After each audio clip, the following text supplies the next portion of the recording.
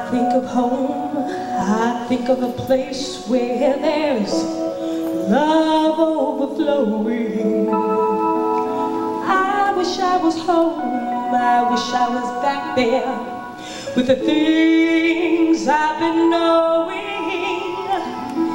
winds that make the tall grass. Hi, my name is Larry White, and I am your producer and director of The Inner Beat. The Inner Beat is a socially conscious program that sometimes showcases cultural events as well as community events. And occasionally, we'll even bring you a little song and dance. So sit back and enjoy The Inner Beat. That it's wonderful to be here in the village of Harlem with so many of you. My distinguished colleague, of course, Senator Bill Perkins. I checked in with him before I crossed over the Brooklyn Bridge. Because you'll know, y'all get funny with folks from the People's Republic of Brooklyn.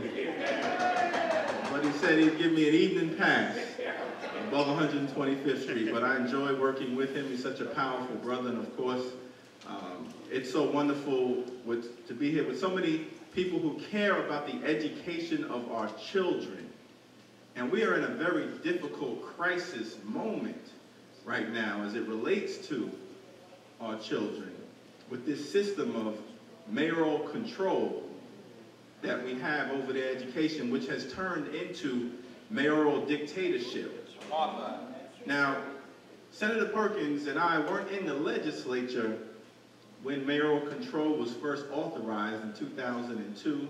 I was a practicing attorney. Senator Perkins was in the council. But if you would have said to anyone who made that vote that you were about to turn over the education of our children to an antitrust lawyer and a billionaire Wall Street tycoon, I would have thought that person was crazier than Carl Palladino. But that's essentially what has happened.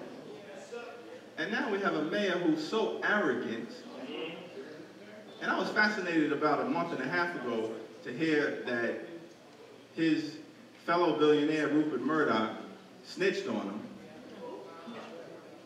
When Rupert Murdoch said that Michael Bloomberg had told him that Barack Obama was the most arrogant person that Bloomberg ever met.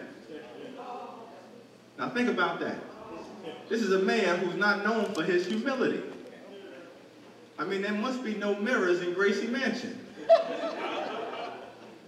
Because when he wakes up every day, he's the most arrogant person that he's ever met. And he proved it in early November by appointing someone who's absolutely, completely unqualified to lead the New York City public school system. How have we gotten to a point where we're allowing them, those who are in charge, to treat our children and the Department of Education as a playground for the rich and famous who are tired of their corporate careers? Allow them to appoint someone, which is why Perkins and I fought it. We stood up against it, along with many of you, took them to court. We didn't like how the judge ruled yesterday, but we're going to keep fighting this fight.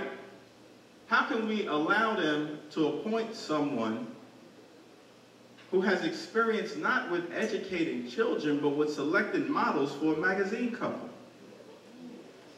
when the system is already in shambles?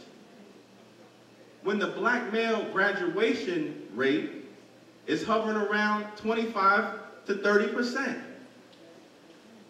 When the overall graduation rate for black and Latino folks is less than 50%, when hundreds of thousands of children are not performing at grade level in math or in reading, and the racial disparity is as high as it's ever been.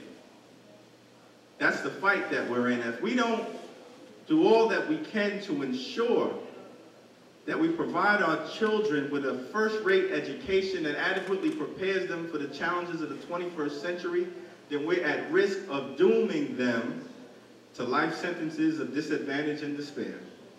Which is why we need all of your help.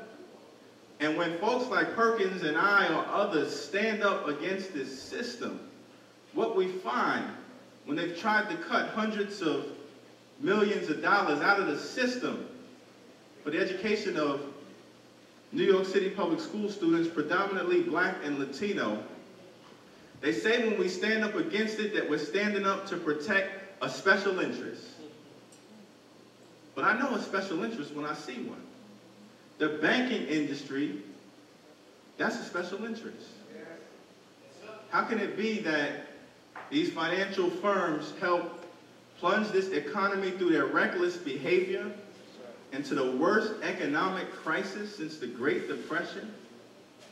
And then they're on life support, and we as taxpayers have to bail them out with hundreds of billions of dollars to revive them, bring them back to life, and then they refuse to circulate our money back into the economy, refuse to issue loans to small businesses, refuse to provide mortgages to folks who want to become first-time homeowners, and continue to foreclose on those who already bought their piece of the American dream. And all the while they're allowed to get away with it because they have friends in high places. The banking industry, that's a special interest. But the education of our children is not a special interest, it's a human interest, and we will not rest until our children get the education that they deserve. And let me just lastly say that we know whoever stands up,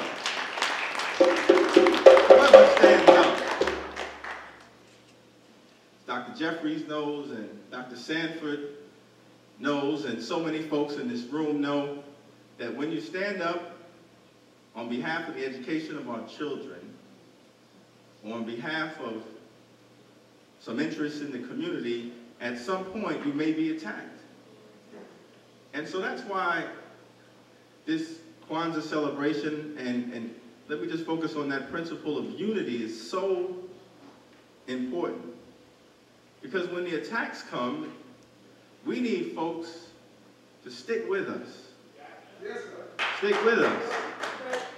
So that those who are on the battlefield can continue to move forward. You know, I'm reminded, Senator Perkins, of the story of two good friends who wanted to escape the hustle and bustle of the city, and so they decided to go hiking. And as they were up in the mountains enjoying the peace and the serenity of the mountain scenery, all of a sudden, a grizzly bear appeared. And one of the friends dropped down to his knees and started lacing up his sneakers. And then the other friend looked at him and said, "What are you doing? You can't outrun a grizzly bear." And then the friend who was lacing up his sneakers said, "I know. I ain't got to outrun the grizzly bear. All I got to do is outrun you." See, we know that sometimes there are folks who you think are with you, but they're rocking with you. But in the first sign of trouble, they take off in the other direction. But if we're ever going to achieve for our children and for our community the self-determination and the prosperity that we deserve, when that sign of trouble comes, don't run in the other direction. Let's stick together, and together we will get to the mountaintop. God bless each and every one of you.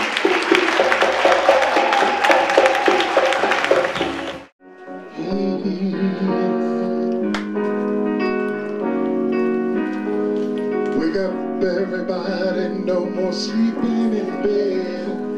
No more backward thinking, time for thinking ahead. The world has changed so very much from what it used to be.